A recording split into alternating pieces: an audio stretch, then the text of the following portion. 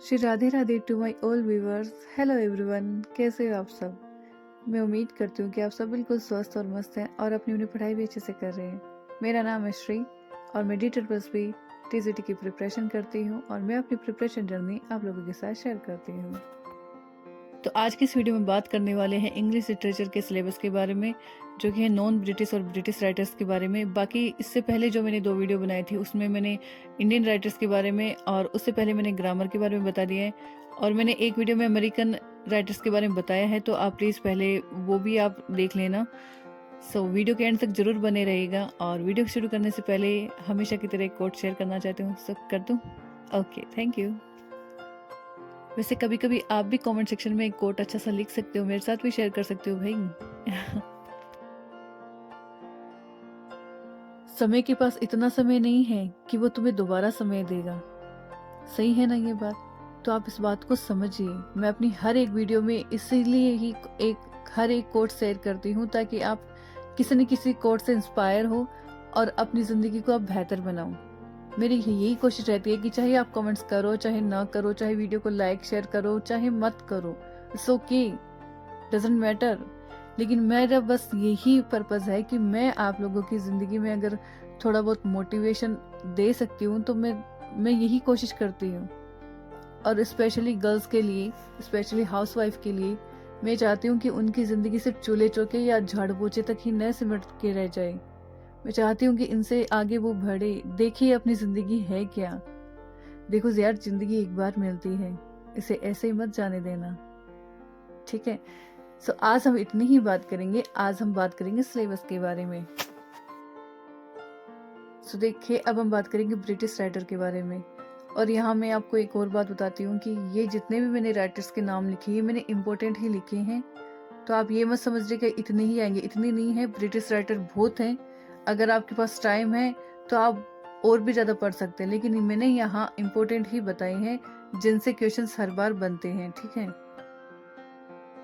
और देखिए, William Shakespeare most important है, विलियम वर्ड्सवर्थ भी है, लेकिन विलियम शेक्सपियर बहुत ज़्यादा इम्पोर्टेंट है और इनसे चार पांच क्वेश्चंस तो आते ही हैं, ठीक है। तो इनके जितने भी ट्रेजेडी है, प्लेस हैं, जितने भी नोवेल है, सब कुछ आपको अच्छे से याद रखना है, क्योंकि विलियम शेक्सपियर से 4 या 5 क्वेश्चन तो बनते ही बनते हैं, ठीक है। और फिर हम चार्ल्स डिकन्स की बात करते हैं, जॉर्ज ऑरवेल है, जॉर्ज एलियट है।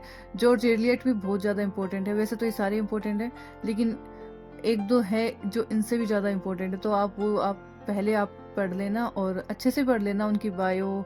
और मैंने कल भी बताया था कि ईयर्स हमेशा अच्छे से याद रखना, क्योंकि ईयर्स से ही क्वेश्चंस बनते हैं।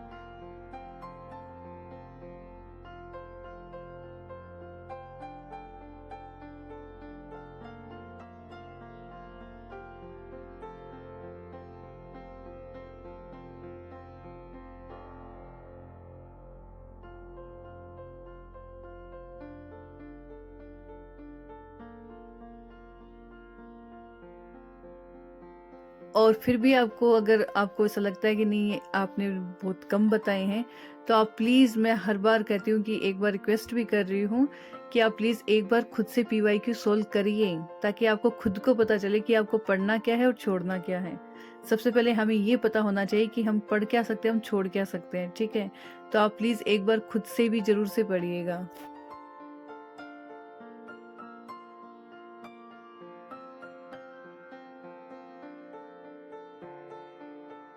तो मैंने इम्पोर्टेंट ब्रिटिश और नॉन ब्रिटिश राइटर सबके बारे में लिख दिया है। पूरी कोशिश की है, देखो कि आपको अच्छे से समझ में आ जाए। तो अगर फिर भी न समझ में आए तो आप मुझसे फिर से कमेंट सेक्शन में पूछ सकते हैं, मैं आपको जरूर रिप्लाई करूंगी। और मैंने वही, देखो मैं फिर से कह रही हूँ कि मैंने वही लिखे हैं जो इम्पोर्टेंट हैं, ठीक है। ऐसे तो बहुत सारे हैं, पर आप कितना पढ़ोगे। तो मैंने अपने हिसाब से जितनी मैं तैयारी कर रही हूँ, जिस तरह से मैं प्रिपरेशन कर रही हूँ, मैंने वही शेयर किया है। और आई स्वेयर इसके अलावा मैं भी कुछ नहीं पढ़ रही, ठीक है। और बाकी आपको जैसा सही लगे आप वैसा पढ़ सकते हैं अपने अपने हिसाब से। देखो, हर किसी की कैपेसिटी अलग अलग होती है, हर किसी का माइंडसेट अलग अलग होता है, तो मैं किसी को फोर्स नहीं करेगी बस यही पढ़ो। मैं खुद से बोल रही हूँ, रिक्वेस्ट कर रही हूँ कि एक बार प्लीज, एक बार आप PYQ देख लीजिए। और फिर भी अगर आपको न समझ में आए तब आप और भी किसी अच्छे से टीचर की भी आप वीडियोस देख सकते हैं। और मैंने पूरी कोशिश की है कि मैं आपको इंग्लिश लिटरेचर के बारे में अच्छे से बताऊं, क्योंकि मैं भी वही प्रिपरेशन कर रही हूँ और मैं चाहती हूँ कि आपके साथ मैं एकदम सही सही प्रिपरेशन शेयर करूँ जो मैं कर रही हूँ। ठीक है, तो देखो ये सब तो है इम्पोर्टेंट राइटर्स। ठीक है, इनके अलावा आप और भी पढ़ना चाहते हो तो उनका मतलब ये देख लेना कि बस थोड़ा सा बायो देख लिया, थोड़े से बस वर्क देख लिए और ज़्यादा डेप्थ में जाने की जरूरत नहीं है। लेकिन इनको आप अच्छे से पढ़ना, ये जितने मैंने इंपॉर्टेंट बताया ना, इनको आप अच्छे से पढ़ना, क्योंकि क्वेश्चन ज़्यादातर यहीं से बनते हैं। किसी से एक बनता है, किसी से दो, पर बनते ही यहीं से ही है। और अगर आप में से किसी ने PYQ सॉल्व किए हैं उनको तो पता ही होगा।